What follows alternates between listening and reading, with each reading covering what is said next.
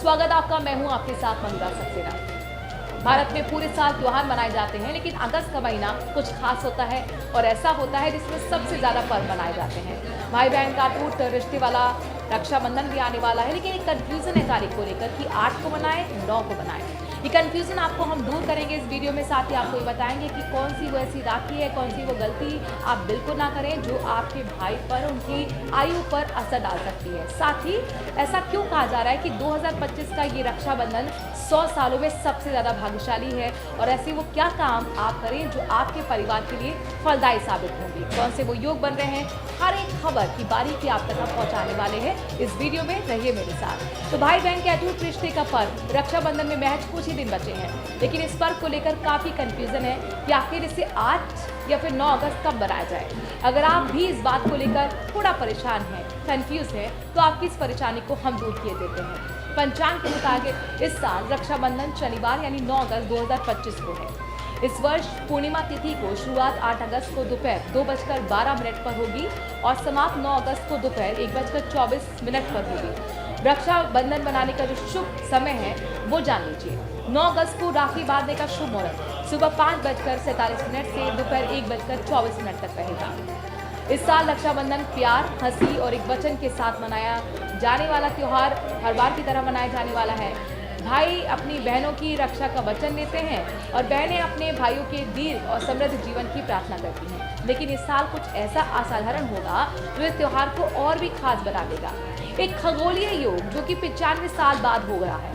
और आइए जानते हैं कि इस साल का रक्षाबंधन क्यों कॉस्मिक समृद्धि और आध्यात्मिक शक्ति का वादा करता है। आप अपने परिवार के लिए इसका लाभ कैसे उठा सकते हैं। 9 अगस्त 2025 को रक्षाबंधन बनने का सबसे शुभ मुहूर्त जो है वो बताया जा रहा है 5:21 सुबह का है और दोपहर 1:24 तक ये शुभ मुहूर्त रहने वाला है। इस अवधि में बहनें रक्षा सूत्र बांधने का कर्म संपन्न करेंगी। दोपहर 1:24 के बाद भाद्रपद माह प्रारंभ हो जाता है, जो रक्षाबंधन के लिए कम शुभ माना जाता है। 9 अगस्त 2025 को सौभाग्य योग और सर्वार्थ सिद्धि योग एक साथ श्रवण नक्षत्र के दौरान बन रहे हैं। ऐसा योग करीब 95 साल में एक बार ही बनता है। अब सौभाग्य योग क्या होता है ये समझ लीजिए। समृद्धि, सौभाग्य और स्वास्थ्य बढ़ाने वाला इसे योग कहते हैं। परिवार और रिश्तों में ये अतिरिक्त सकारात्मक ऊर्जा लाता है। वही सर्वार्थ सिद्धि योग की अगर हम बात करें तो सभी धर्मार्थ इच्छाओं को पूर्ण करने वाला अति महत्वपूर्ण योग है। ये समय कोई भी नया कार्य शुरू करने के लिए सर्वोत्तम माना जाता है, क्योंकि इस दौरान रास्ते से सभी बाधाएं दूर हो जाती हैं। श्रवण नक्षत्र रिश्तों को मजबूत करने और आस्था गहरा करने और आध्यात्मिक शक्ति बढ़ाने वाला शुभ नक्षत्र है।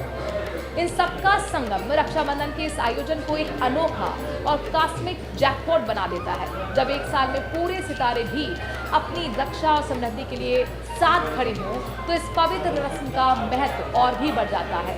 2025 का रक्षाबंधन भाई बहन दोनों के लिए सुरक्षा बढ़ने के साथ साथ दुर्लभ सहयोग, सफलता और आध्यात्मिक उन्नति का अवसर भी लेकर आ रहा है। इसीलिए इस अद्वितीय योग और मुहूर्त में राखी बांधकर आप अपने और अपने परिवार के भविष्य को सचमुच में एक नई ऊंचाई पर ले जा सकते हैं। और साथ ही आपको मैं अलर्ट कर दूं कि आखिरकार आपको ऐसा क्या नहीं करना है जो आपके भाई की दीर्घायु पर नकारात्मक प्रभाव डाल सकता है। दरअसल रक्षा सूत्र यानी राखी, और आपने देखा होगा कि मार्केट में अलग अलग तरीके की राखी होती हैं, चाहे वो कार्टून वाली प्लास्टिक की राखी हो, चाहे उसमें ब्रेसलेट के रूप में उसे दी गई हो, उसको आप लोग बांधते हुए आए हैं। लेकिन असल में कई बार लोग इस चीज़ को शुभ मान लेते हैं कि भगवान का उस पर नाम लिखा हो या भगवान की फोटो हो।